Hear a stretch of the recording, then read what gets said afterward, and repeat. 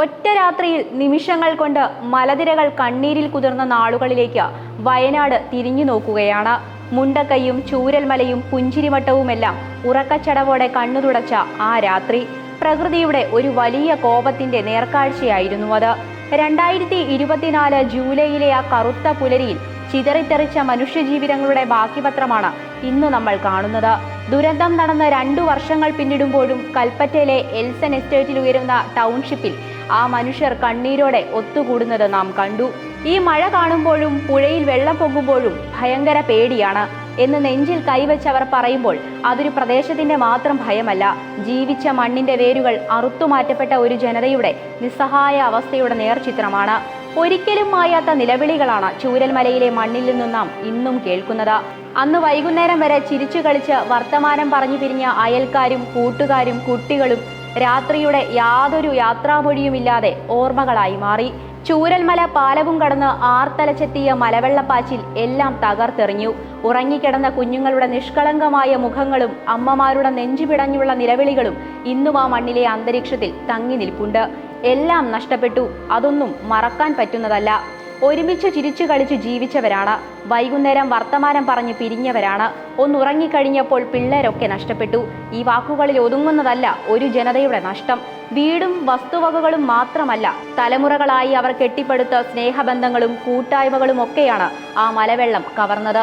ജീവൻ നഷ്ടപ്പെട്ട 298 പേരുടെ ചിത്രങ്ങൾക്ക് മുന്നിൽ പുഷ്പങ്ങൾ അർപ്പിക്കുമ്പോൾ ആ കണ്ണീരിലൊടുങ്ങാത്ത തേങ്ങലുകൾ മാത്രമാണ് ഉണ്ടാവുന്നത്. ഭയത്തിന്റെ മഴയും അതിജീവനത്തിന്റെ പാതകളും വയനാടിനെ മൂടിയ ആ കെട്ട നാളുകൾ. ഇന്ന് ദുരന്തബാധിതർക്കായി കൽപ്പറ്റയിലെ ടൗൺഷിപ്പിൽ പുനരധിവാസം ഒരുങ്ങിക്കഴിഞ്ഞു. 410 കുടുംബങ്ങൾക്കായി സർക്കാർ തണലൊരുക്കുന്ന ഈ ആവാസ വ്യവസ്ഥയിൽ ഇതിനോടകം 165 കുടുംബങ്ങൾ താമസം ആരംഭിച്ചു കഴിഞ്ഞു. സുരക്ഷിതമായ ഒരു വീട് ലഭിച്ചുവെന്ന ആശ്വാസമുണ്ടെങ്കിലും ഇവിടുത്തെ മനുഷ്യരുടെ മനസ്സിലെ മുറിപ്പാടുകൾ ഒരിക്കലും ഉണങ്ങുന്നില്ല. വയനാട് ജില്ലയിലെ മേപ്പാടി പഞ്ചായത്തിലാണ് ഈ ദുരന്തം നടക്കുന്നത്. സംഭവത്തിന് ദിവസങ്ങൾക്ക് മുൻപ് തന്നെ ജില്ലയിൽ ശക്തമായ മഴയും ലഭിച്ചിരുന്നു. ജൂലൈ 29-ാം തീയതി ഉച്ചയോടെ കാലാവസ്ഥാ നിരീക്ഷണ കേന്ദ്രം ഓറഞ്ച് അലേർട്ട് പ്രഖ്യാപിച്ചിരുന്നു. എന്നാൽ ആരും പ്രതീക്ഷിക്കാത്ത തരത്തിലുള്ള മേഘവിസ്ഫോടന സമാനമായ തീവ്ര മഴയാണ് ആ പ്രദേശത്ത് പെയ്തിറങ്ങിയത്. കണക്കുകൾ പ്രകാരം ജൂലൈ 29-ന് 200 മില്ലിമീറ്ററിലധികം മഴ ലഭിച്ചെങ്കിൽ ജൂലൈ 30 ആയപ്പോഴേക്കും അത് 370 മില്ലിമീറ്ററിലധികം മഴയായി കുതിച്ചുയർന്നു. തുടർച്ചയായ ദിവസങ്ങളിൽ പെയ്ത കനത്ത മഴയിൽ വയനാടിന്റെ മലനിരകളിലെ മണ്ണ് പൂർണ്ണമായും കുതിർന്നു പോയിരുന്നു.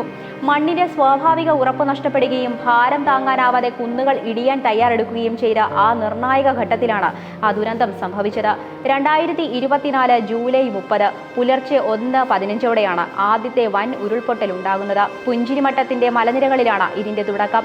അതീവ ദുർഘടമായതും വനമേഖലയാൽ ചുറ്റപ്പെട്ടതുമായ ഒരു കോപ്പലാകൃതിയിലുള്ള മലഞ്ചെരിവിൽ നിന്നാണ് ഭീമാകാരമായ മലയിടിച്ചിൽ ആരംഭിച്ചത്. വൻ ശബ്ദത്തോടെ മലയിടിഞ്ഞ് മണ്ണും പാറക്കല്ലുകളും കുത്തൊഴുക്കായി താഴേക്ക് പതിച്ചു.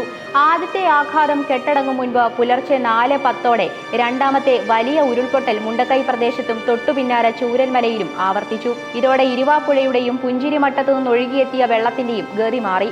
മലവെള്ളപ്പാച്ചിലിൽ കൂറ്റൻ പാറകളും മരക്കഷ്ണങ്ങളും ചെളിയും ഇരച്ചെത്തി ഗ്രാമങ്ങളെ പൂർണ്ണമായും വിഴുങ്ങി.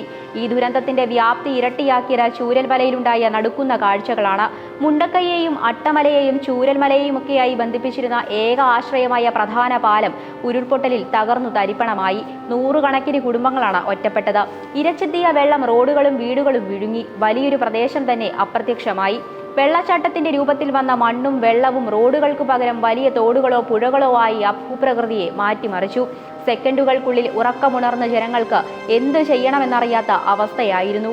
പലരും ഒഴുക്കിൽപ്പെട്ടു. വീടുകൾ താഴേക്ക് ഒഴുകിപ്പോയി. ഒരു ജനവാസ കേന്ദ്രമായിരുന്നു എന്ന തോന്നല് പോലും സൃഷ്ടിക്കാത്ത വിധം ആ നശിച്ച ദുരന്തം ആ നാടിനെ വിഴുങ്ങി. ഔദ്യോഗിക കണക്കുകൾ പ്രകാരം 400-ലധികം ജീവനുകളാണ് ഈ ദുരന്തത്തിൽ പൊലിഞ്ഞത്. 100 കണക്കിന് ആളുകൾക്ക് ഗുരുതരമായി പരിക്കേറ്റു. പല കുടുംബങ്ങളും പൂർണ്ണമായി ഭൂമുഖത്തു നിന്നും ഇല്ലാതായി. കുടുംബത്തിലെ എല്ലാവരും നഷ്ടപ്പെട്ട ഒറ്റപ്പെട്ട മനുഷ്യർ കേരളത്തിന്റെ കണ്ണീരായി മാറി.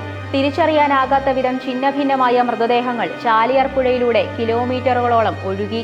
മലപ്പുറം ജില്ലയിലെ നിലമ്പൂർ ഭാഗങ്ങളിലാണ് ചാലിയാർ തീരത്ത് മൃതദേഹങ്ങൾ അടിഞ്ഞുകൂടിയത്. ഇത് ദുരന്തത്തിന്റെ തീവ്രത എത്രത്തോളം വലുതായിരുന്നു എന്നതിന്റെ വലിയൊരു തെളിവാണ്. 1000-ഓളം ആളുകളെയാണ് വീടുകളിൽ നിന്നും മാറ്റി പാർപ്പിച്ചത്. ഈ കറുത്ത ദിനത്തിലും കേരളം കണ്ടത് മാതൃകാപരമായ കൂട്ടായ്മയാണ്. ഇന്ത്യൻ സൈന്യം, NDRF, fire and rescue, civil defence, police, ആരോഗ്യ പ്രവർത്തകർ എന്നിവർക്കൊപ്പം 100 കണക്കിന് സന്നദ്ധ പ്രവർത്തകരും കൈകോർത്തു. പാലം തകർന്ന ഒറ്റപ്പെട്ട മുണ്ടക്കൈയിലേക്ക് രക്ഷാപ്രവർത്തകർക്ക് എത്തിച്ചേരാൻ താൽക്കാലികമായി കയർ പാലങ്ങളും റോപ്പ് വേകളും നിർമ്മിക്കേണ്ടി വന്നു. പ്രതികൂല കാലാവസ്ഥയെയും തുടർച്ചയായ മഴയും വകവയ്ക്കാതെ ജെസിബികളും സ്വന്തം കൈകളും ഉപയോഗിച്ച് അവർ ദിവസങ്ങളോളം രാപ്പകലില്ലാതെ തിരച്ചിൽ നടത്തി. മണം പിടിച്ചു കണ്ടുപിടിക്കുന്ന നായ്ക്കളുടെ സേവനവും അത്യാധുനിക ഡ്രോണുകളും റഡാർ സംവിധാനങ്ങളും ഒക്കെ ഉപയോഗിച്ചായിരുന്നു മണ്ണിനടിയിലായ വീടുകൾക്കും പാറകൾക്കടിയിലും ജീവന്റെ തുടിപ്പുകൾക്കായി തിരഞ്ഞത്. ഇതിനിടയിൽ സൈന്യം അതിസാഹസികമായി നിർമ്മിച്ച ബെയ്ലി പാലം രക്ഷാപ്രവർത്തനത്തിലും ഭാരമുള്ള യന്ത്രസാമഗ്രികൾ എത്തിക്കുന്നതിലും നിർണായക വഴിത്തിരിവായി മാറി. പ്രാഥമിക കണക്കുകൾ പ്രകാരം 1200 കോടി രൂപയിലധികം വരുന്ന സാമ്പത്തിക നഷ്ടമാണ് ഈ ദുരന്തമുണ്ടാക്കിയത്. നൂറുകണക്കിന് വീടുകൾ പൂർണ്ണമായും തകർന്നു. കർഷകരുടെ കോടിക്കണക്കിന് രൂപയുടെ കൃഷിയിടങ്ങളും ഏലം കാപ്പി തോട്ടങ്ങളും മണ്ണിലമർന്നു. 80 ഹെക്ടറിലധികം വനമേഖല പൂർണ്ണമായും നശിക്കുകയും വന്യജീവികളുടെ ആവാസ വ്യവസ്ഥ തകരുകയും ചെയ്തു. ഇരുവഞ്ചിപ്പുഴയുടെയും ചാലിയാറിന്റെയും സ്വാഭാവിക ഒഴുക്കും ആവാസ വ്യവസ്ഥയും മാറി മറിഞ്ഞു. ഒന്ന് ഓർത്തു നോക്കൂ, ഒരു ജീവിതകാലം മുഴുവൻ വിയർപ്പൊഴുക്കി മനുഷ്യർ കൂട്ടിവെച്ച സർവ്വതും ഒറ്റ രാത്രി കൊണ്ട് മണ്ണിലമർന്നു. കൂട്ടരെയും കൂടപ്പിറപ്പുകളെയും നഷ്ടപ്പെട്ടു. ആ വലിയ നഷ്ടത്തിന് പകരം വയ്ക്കാൻ ഒന്നിനും സാധിക്കില്ല. എല്ലാം നഷ്ടപ്പെട്ട ആ മനുഷ്യർക്ക് കൈത്താങ്ങായി കേരളം മുഴുവൻ ഒന്നിച്ചു നിന്നു. മുഖ്യമന്ത്രിയുടെ ദുരിതാശ്വാസ നിധിയിലേക്ക് ലോകത്തിന്റെ വിവിധ ഭാഗങ്ങളിൽ നിന്നും സഹായങ്ങൾ ഒഴുകിയെത്തി. രാഷ്ട്രീയ ഭേദമന്യേ മലയാളികൾ ഒറ്റക്കെട്ടായി നിന്ന് ആ ജനതയെ ചേർത്തു പിടിച്ചു. സർക്കാരിന്റെ നേതൃത്വത്തിൽ ദുരന്തബാധിതരെ സുരക്ഷിതരായി പുനരധിവസിപ്പിക്കുന്നതിനുള്ള മെഗാ ടൗൺഷിപ്പ് പദ്ധതികൾക്കും മാതൃകാ ഭവന നിർമ്മാണങ്ങൾക്കും തുടക്കമിട്ടു.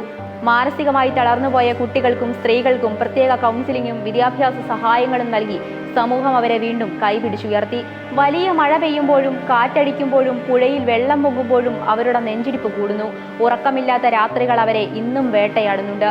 വീടൊക്കെ കിട്ടി, പക്ഷേ മനസ്സിൽ അവരൊക്കെയാണ് എന്ന് പറയുമ്പോൾ ഭൗതികമായ സൗകര്യങ്ങൾക്കപ്പുറം നഷ്ടപ്പെട്ട മനുഷ്യബന്ധങ്ങളുടെ ശൂന്യതയാണ് അവിടെ പ്രകടമാകുന്നത്. 9000 രൂപയുടെ കൂപ്പണുകളും തൊഴിലില്ലായ്മയുടെ നിസ്സഹായാവസ്ഥയും പേറി അവർ പുതിയൊരു ജീവിതം പടുത്തുയർത്താൻ ശ്രമിക്കുകയാണ്. എങ്കിലും മനസ്സിലെ പേടിയും ഉറ്റവരുടെ ഓർമ്മകളും അവരുടെ ഒപ്പമുണ്ട്. മായാത്ത മുറിവുകളും പ്രതീക്ഷയുടെ തുരുത്തുകളും ഇന്നും ആ മനുഷ്യർക്ക് മുന്നിലുണ്ട്. ആ ദുരന്തം കവർന്നെടുത്തത് 200-ലധികം ജീവനക്കാരെ മാത്രമല്ല, ഒരു നാടിന്റെ ജീവശ്വാസത്തെ കൂടിയാണ്. 2 വർഷങ്ങൾ കഴിഞ്ഞിട്ടും ആ മുറിവുകൾക്ക് ഉണക്കം വന്നിട്ടില്ല. എങ്കിലും കൽപ്പറ്റയിലെ ടൗൺഷിപ്പിൽ പുതിയ വീടുകളുടെ ജനലുകൾ തുറക്കപ്പെടുമ്പോൾ അത് പ്രത്യാശയുടെ ചെറിയൊരു തിരിവട്ടമായി മാറുന്നു. നഷ്ടപ്പെട്ട പ്രിയപ്പെട്ടവരുടെ ഓർമ്മകൾക്ക് മുന്നിൽ പ്രാർത്ഥനയോടെ ഭയപ്പാടുകളോട് പടവെട്ടി അവർ വീണ്ടും ജീവിതത്തിലേക്ക് നടന്നു കയറാൻ ശ്രമിക്കുകയാണ്. ആ മനുഷ്യരുടെ കണ്ണീരിൽ ഒപ്പത്തിനൊപ്പം നിൽക്കുക എന്നത് നമ്മുടെ എല്ലാം ഒരു വലിയ കടമയാണ്. താങ്ങാനാവാത്ത വിധമുള്ള ഭാരം മനസ്സിനെ പൊള്ളിക്കുന്നുണ്ടെങ്കിലും ആ ദുരന്തത്തിന്റെ പടുകുഴിയിൽ നിന്ന് കരകയറാൻ ശ്രമിക്കുകയാണ് നാടൊന്നാകെ. ഇനി ഒരു കാലത്തും അതുപോലുള്ളൊരു ദുരന്തം നിറഞ്ഞ ജൂലൈ 30 ആവർത്തിക്കപ്പെടാതിരിക്കട്ടെ.